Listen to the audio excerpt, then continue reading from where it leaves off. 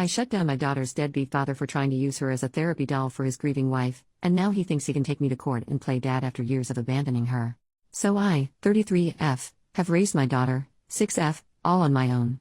She was born from a one-night stand with a now former friend, 37M. We never got together and he refused to be involved in my pregnancy or my daughter's first 4 years of life. I was stressed out emotionally because it's a big change, but I never asked for child support or forced him to be involved. I have enough income to send my daughter to private school. I'm perfectly fine on my own. The issue started when he reappeared from wherever he went and decided he wanted visitation out of nowhere. He's not in my daughter's birth certificate. Father is listed as unknown. He wanted to have that amended. I said no, and that if he wants, best he'll get us to meet her in outings with myself or my daughter's godparents. He agreed, but he's been constantly pressuring getting parental rights. The court already gave him a big fat no, unless he pays 4 years of child support, which with his income goes somewhere around $230,000. He hasn't paid a cent. My daughter doesn't even call him dad. Or recognize him as dad. She calls him Mr. I keep it very clean. I never bad-talked him, never made up stories. When she asked about her father, I used to say it was just the two of us.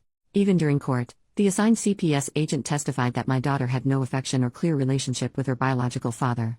Now the main issue happened in a PTA meeting. He would say things like my family thinks or what is best for my family. I didn't agree with him and I voiced by saying my daughter has different needs and those are priority. He was clearly angry. After the meeting there was a moment for teachers and parents to mingle and just talk about how the kids are doing. One of the teachers approached me to apologize, saying she didn't know my husband and I didn't like a project she was doing with the kids. I told her I had no husband and my daughter loved the project and wants to be part of it. The teacher then told me that my former friend was going around talking like he's my husband and he represents the family. I saw red. I walked to him and very loudly told him we needed to talk in private. In the parking lot I told him we were not a family and that he either will respect that I am the only one that can make decisions on my daughter's education or he won't be involved. He went on about being her biological father, then I reminded him he had not paid a cent for the pregnancy, my daughter's needs, or even the private school my daughter is in. He hasn't tried to see my daughter since, which she doesn't mind at all. I asked her. I do feel a bit bad about what I said. Am I the jerk?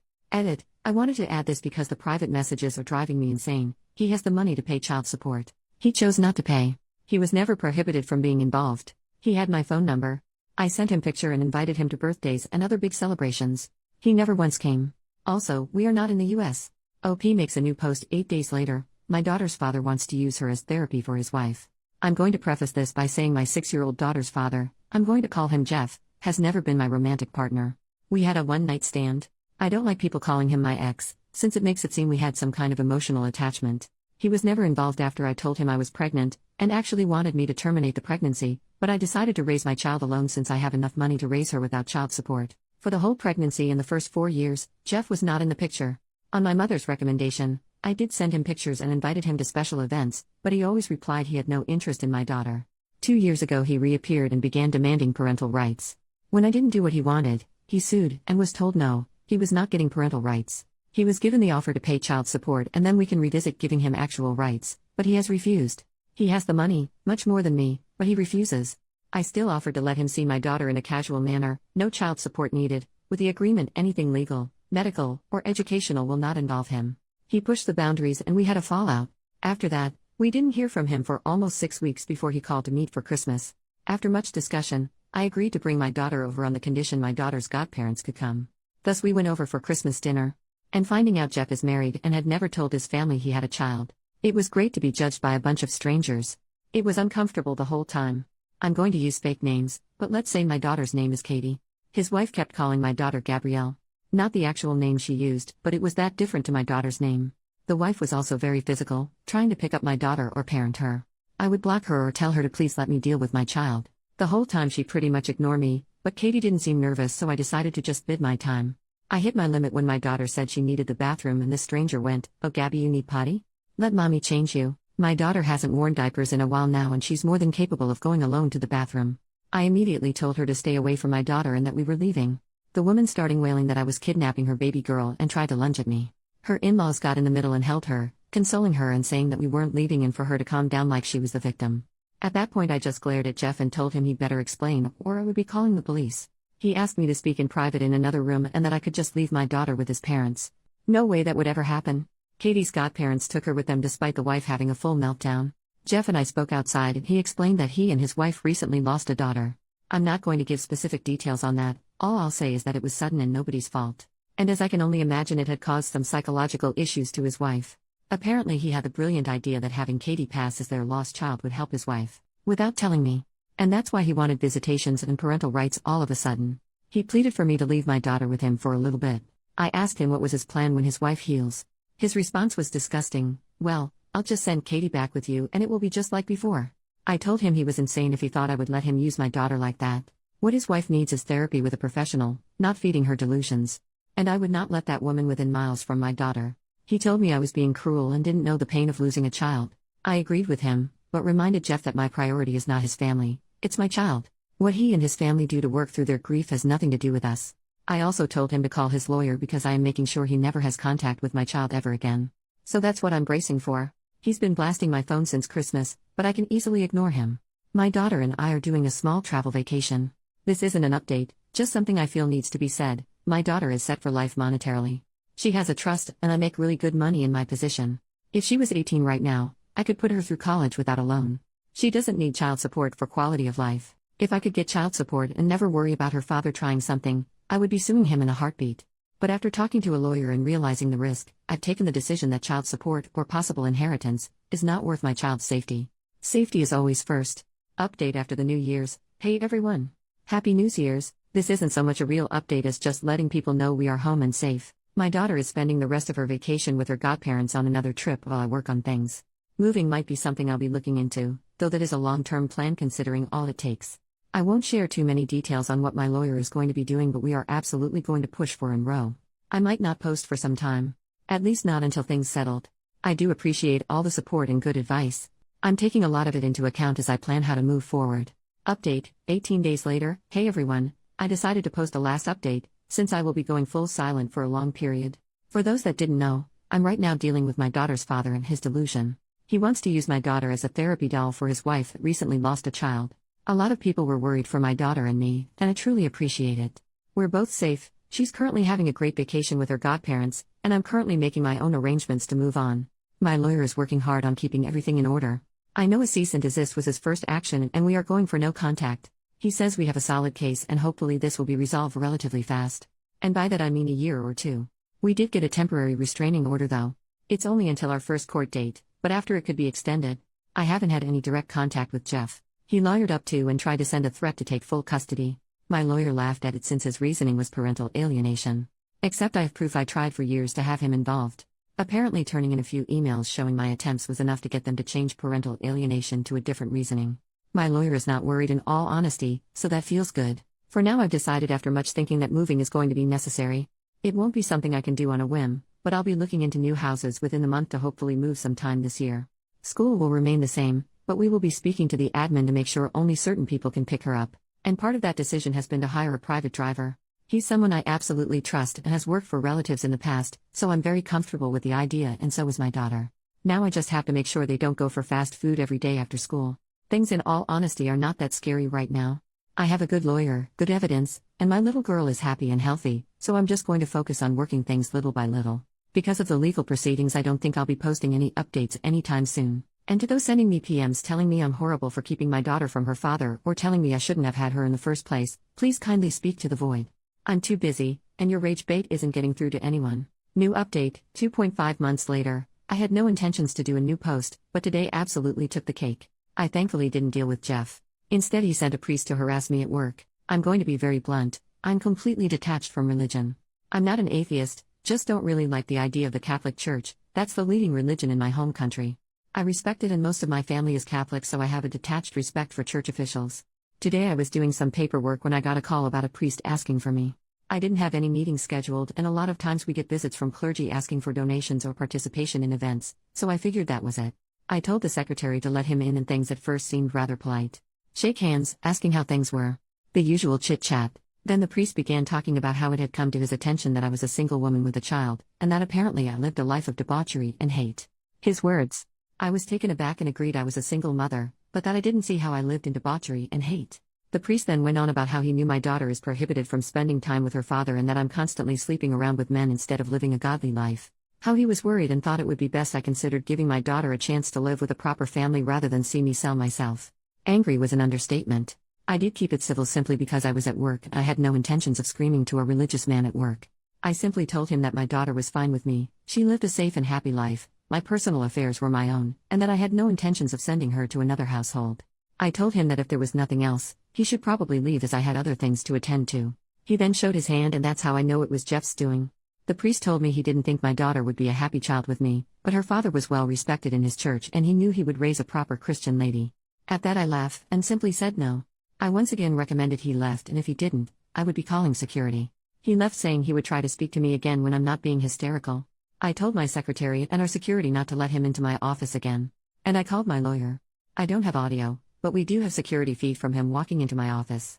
Thank you again to everyone sending well wishes in my previous post. We are still working on that move, but school is back and she's loving it. We still have that temporary restraining order against Jeff and his wife. And school officials know it. Update, 2.5 more months later, this came up far earlier than planned, and while I'm happy to announce my daughter and I are finally free, there is some sad news mixed in. Now, before I go to the update, I did get a lot of questions to answer. 1. Did I know Jeff was married? He wasn't when we had our one-night stand. 2. Are you interested in Jeff? No. I'm aromantic. Meaning I do not develop romantic feelings. I don't think that's a healthy mindset for a long-term partner, so I refuse to date. I was okay with one-night stands until I had my daughter. 3. Why did you send information to Jeff? Because my mother recommended it and she was absolutely right. Had I not done so, he could have sued me for parental alienation. By trying to get him involved, I actually came out far better situated to prove I'm not trying to keep him away out of spite, but because I truly think he's a danger. 4. Why don't you talk more about your daughter's emotions and status? No? No offense, but I give just enough information on my 6-year-old. I don't think people in Reddit are bad, but this is the internet. I don't really need to speak in-depth details on my child's mental state or her actions. What I want to share about myself, that's fine. I'm a full-grown woman. My child is another matter. I don't even post pictures of her in social media. All you need to know, for the people asking, is she's happy, healthy, and has a father figure in her godfather. She's a normal rambunctious little girl. 5. Why was Jeff arrested? He got into a drunk fight. Assault charges. It's completely unrelated to my kid, but could have been used for custody matters. Ended up being unnecessary. Now, to the update. While our case has yet to be reviewed, we were scheduled for September 2025, Jeff's lawyer contacted mine to say they were dropping their demand for parental rights. About 6 weeks ago, Jeff formally agreed to drop any claims for rights or responsibility to my daughter. I know a lot of people are going to go all over, but what about child support? Or inheritance? Keep reading, it should explain why it is not worth it. My lawyer went over the documents to make sure it wasn't a legal trap of sort, and he confirmed they were exactly that. He wasn't asking for anything in return, just to drop. I didn't question more, just had it signed, and now we need to wait a couple of weeks to get confirmation that everything is done. Since both parties agree on this, it should be relatively quick to get it through the courts. If it sounds weird that he suddenly just gave up, I thought the same. To be sincere, I was half tempted to snoop around, but I was way too busy making arrangements. As some people suggested, I will be moving. I won't leave the country I live in, but I plan to move closer to my support system, my daughter's godparents. Turns out there's a property less than 5 minutes away from them on sale. There's no home built yet, so I have a lot to do, but that's my intended new home. We also got not 1, not 2, 3 dogs. The cat probably is planning my murder. So with all of these changes, I have to admit, I didn't have time to snoop. The thing is, the whole thing came to me rather than me need to look. I met with Jeff's in-laws. It was pure coincidence. I waiting on some things in a store and they were there. I had met them in passing in that mess of a Christmas party last year, but this is really the first time we talked. My daughter was thankfully at school since the topic was heavy. They recognized me and asked if I could speak to them. I wasn't sure, but I decided to be polite and offered to buy them a coffee. They were very nice. Not entitled at all. They explained they were sorry for their daughter's behavior. She had not been the same since she lost her child. Those who called out that she was using her dead baby's name on my daughter were right.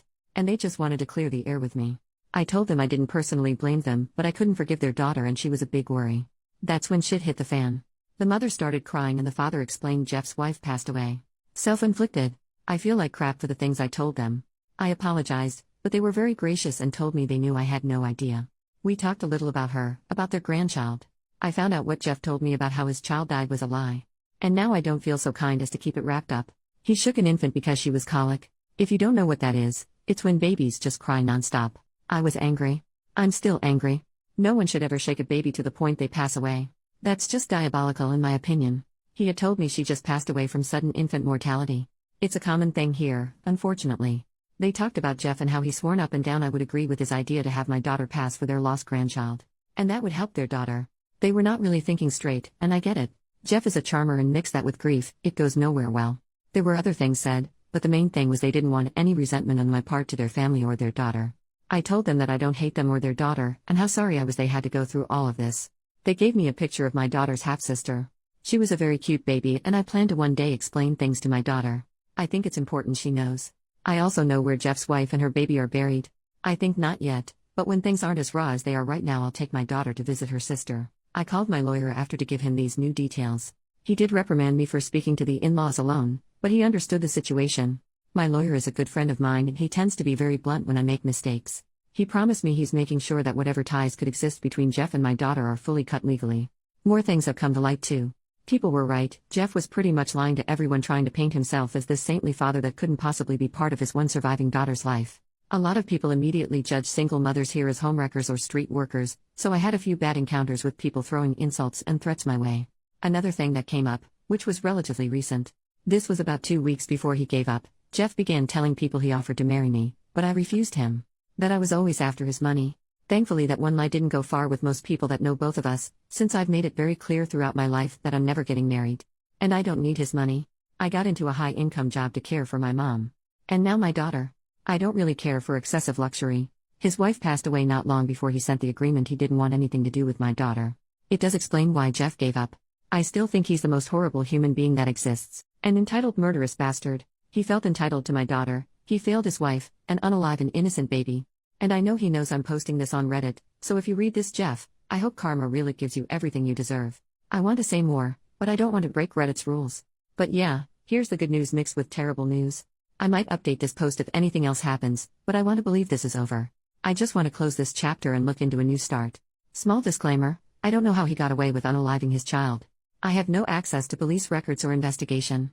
I'm not part of law enforcement or involved with any judicial entity. For people asking me for more information on it, I'm really sorry, but I can't give you a full legal case. I personally don't know how some people in Reddit get access to police records that easily, because I certainly don't have access to them. All the info I have is what I'm told by others, chisme, or what my lawyer can find. Relevant comments, OP on why Jeff is not in jail, I can't tell you for sure. You have to understand I'm going from what the in-laws told me and what I know of Jeff. I'm not a detective. My guess? He either paid his way out or made it seem it was an accident. As far as anyone I've met that knows about his kid, they thought the same as me. She died suddenly in her sleep. I don't doubt the in-laws though. It sounds like something Jeff would do at this point. OP on her country's laws. We're not in the US first of all. American law isn't a thing here. Here, a good bribe to the right person makes a lot of things go away. All I'll say is Latin America. I've explained in my past posts I don't share my specific country for privacy reasons. OP updates in the same post, 3 months later. Well, it's been 3 months and good news all around. To begin with, we're finally free of Jeff. Life is pretty much back to normal. My daughter only asked about Jeff once when we went to the park. We would meet him, and it was to make sure Mr. was not there. We also went together to her baby sister's grave. I explained to her as best as I could. I don't think she understands yet what the situation with her half-sister is, but we will go through it little by little. Another big change is I'm dating someone. And no, I'm still aromantic.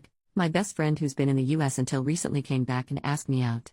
When I told him I was aromantic, he told me there was no pressure for romantic feelings. He just wanted a partner he could trust, and while this isn't a traditional relationship, it's really nice. I adore him as a friend even if I don't see him in any romantic way. He's met my daughter, but we're not doing anything official like moving in for a very long time. Through the grapevine I heard Jeff is apparently engaged again too. I think it was a very good thing we made that no-contact agreement. If he ever tries anything with my daughter, that piece of paper will be enough for court to tell him to go away. Overall we're happy and safe. I'm grateful for all the support here through the hell that was dealing with Jeff.